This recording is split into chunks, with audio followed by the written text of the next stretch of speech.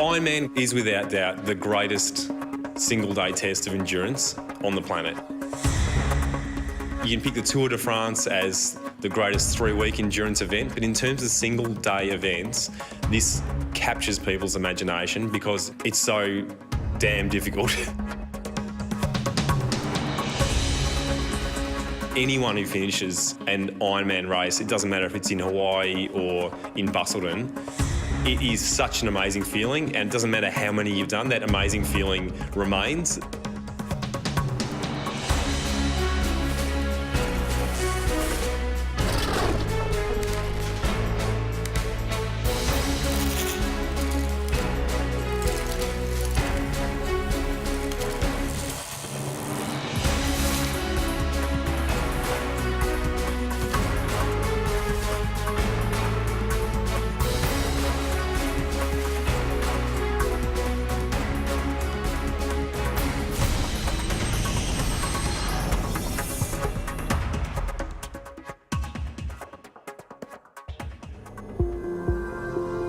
The coastal town of Busselton in Western Australia is best known for its iconic 2-kilometre-long jetty and calm turquoise waters, as well as being the gateway to the famous Margaret River wine region. And now, the town has become renowned as one of the great destinations on the World Ironman roster. The SunSmart Ironman Western Australia attracts competitors from around the globe. Large contingents from Singapore, Japan, New Zealand, South Africa, the United States, Germany and France join more than 900 Australian entrants to make up the field of more than 1,250. The most fancied among them was German Timo Bracht, who after coming fifth in Hawaii was considered the race favourite. I have no problems with the favourite role. I had a lot of big races the last 5 to 6 years, always raced against the biggest names in the sport. Especially in Germany, I raced so much against Australian guys like Chris McCormack, and now it's time to prove here in their home country that the Germans are fast. In 2010, Western Australian Courtney Ogden broke through for his first Ironman victory. And even though he had a good race in Hawaii, he knows that defending the title will be tough. Oh, it's a very good field. You know, we've got some top 10 finishes from Hawaii this year in Luke McKenzie and Timo Bracht. There's also another strong German in Mike Twelsiek. Some really good Aussies, Leon Griffin, Clayton Fettel, and probably a few others that I haven't mentioned. And it's a very deep field. Yeah, it's going to be extraordinarily difficult to defend the title with such a quality field. Another of the highly fancied competitors is the veteran and renowned runner, 41-year-old Jason Shortus, who has won here in 2004 and again in 2006. We're going faster here than anyone else, so I've got just as much chance as anyone, if not more. The best part for me is that mentally I'm in the best place I've been in for quite a few years.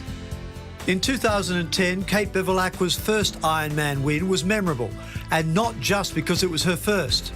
However, holding off the competition again, she knows will be tough. Even for the women, it's the best pro field they've had here at Ironman West Australia, which is great, fantastic for the event. That there are so many internationals that have come from America, from Germany, from the UK.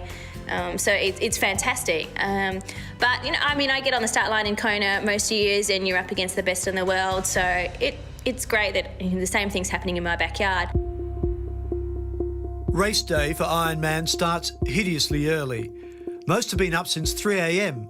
and after an incomplete sleep face the dawn full of anxiety and uncertainty. They have plenty to do in the last few minutes of preparations and probably just as well. But this is the worst time of the day for many of them.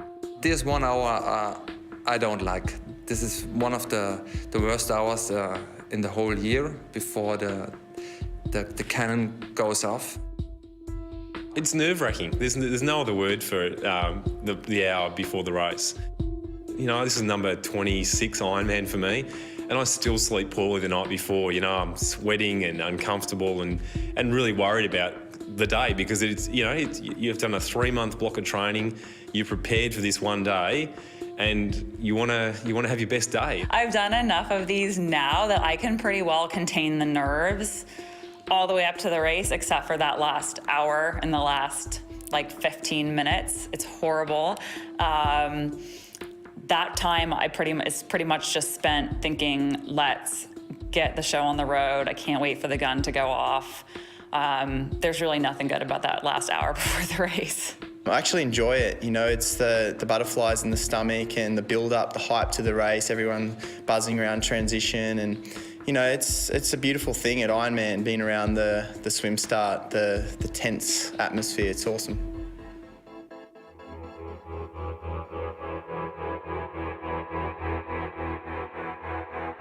As they gather on the beach, ahead lies the longest single day in sport. The 3.8-kilometre swim is just the prelude. It's followed by the 180-kilometre bike leg, a long way no matter how you look at it. And the final leg, a full marathon. None of them can be sure they'll finish. Not the professionals, aiming at 8 or 9 hours, nor the age groupers, some of whom will take up to 17 hours to complete the course. I honestly think that the guys and girls that finish back in 13, 14, 15, 16, 17 hours are absolutely amazing. I mean, they're working a full-time job. They've got other stresses, family life and other factors that play into it. And on top of that, they're training for an Ironman, which is undoubtedly one of the most difficult one-day race experiences you'll ever have in any sport. It's really, really, really difficult to keep your body going for that long. It's amazing. The professionals are introduced to the crowd before being given the privilege of starting ahead of the main field. Please welcome number 3, Timo Bracht. There are about 40 of them racing at the head of the field. And as they set out on their journey, the massive age groupers watch and wait for their turn at starting something special. Among these ordinary people wanting to achieve the extraordinary are Busselton businesswoman and 41-year-old mother of 4, Melina Townsend. Retired Sydney neurosurgeon Michael Besser, 65 years young.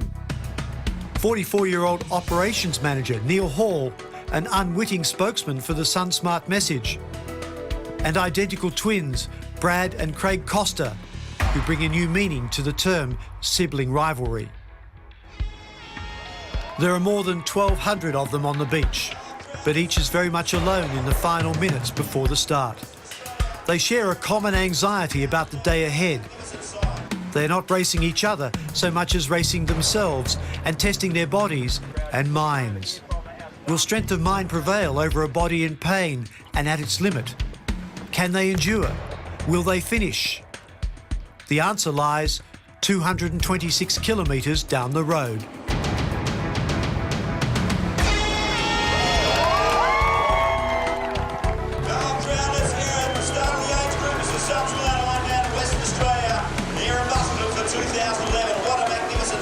And so one of sport's most remarkable feats of endurance begins. The serene waters of Geograph Bay are transformed as the pack heads out around the iconic Busselton jetty, stretching a long way out to sea. The SunSmart swim may just be the prelude, but for some, it's the hardest part of the day. For others, it's the best and a place to stamp your authority. People like Luke McKenzie, fresh from a confidence-building 9th place finish in the Hawaiian Ironman. It's a very unique swim leg here with the swim around the jetty, and I really enjoy the open ocean swimming. I'd really like to see the wind come up and create a little chop because, I'm from a surf swimming background. I really like the water to be rough, and I think that will, that can potentially sort out the race quite early. Right from the start of the swim, 2 swimmers make a break from the rest. Luke McKenzie from Noosa Heads is one of them. But the man setting a cracking pace in front is 25-year-old Clayton Fattel from Lennox Head. For many, the rookie Ironman with a water polo background is the joker in the pack. No one quite knows what he's capable of, but they all know it's a lot. I'm going to push it hard early. I'm going to push the swim and I'm going to try and stay away all day. That's my race plan, and I can only do what I can do. I've trained my thresholds. My thresholds are as high as I can get them for a 25-year-old. If the other boys can push past that, good on them. His approach is unbelievably aggressive for a young man who knows the race can't be won from the swim leg. His plan, to lead from start to finish no matter what, is unconventional. And even though the older heads in this game are wary of him, most feel his tactic will ultimately fail. Time will tell. They say Ironman is more a test of mental strength than physical. Well, among the age groupers, one competitor knows more about what makes the mind tick than most. For 65-year-old Michael Besser, Ironman is not brain surgery, but it sure helps. The former head of neurosurgery at Sydney's Royal Prince Alfred Hospital says conducting delicate neurosurgery for up to 10 or 12 hours has honed his powers of concentration. That's about the time it's going to take to do an Ironman, and if I can concentrate for that long in surgery, I figure I can concentrate and focus on completing the Ironman journey. Michael Besser epitomises the term high achiever. Now retired from surgery, he was awarded an Order of Australia for services to medicine. He is a professor at Sydney University and is doing a master's degree as well as training for Ironman. I have a driven personality and I like to do things to the very best of my ability. Michael began triathlon a few years ago, encouraged to do so after watching his wife Anne compete for several years. Busselton will be his first Ironman, but at his age, he initially encountered some scepticism from his 4 children. Originally, when I retired, I think they had the impression I was going to sit back and take things easy, but my personality is such that I can't do that. He may not be sure how he'll go in his first Ironman, but the one thing Professor Besser does know is that regular exercise reduces the onset of dementia by about 30% and improves brain function. So whatever happens, there's an upside for him. It's certainly been shown through various cognitive studies, blood tests, and particularly MRI, that the parts of the brain that shrink as you age actually increase in size, and your memory function and other aspects of brain function improve. The prognosis for Professor Besser's brain function is no doubt better than most as he holds back the years in the sun-smart Ironman Western Australia.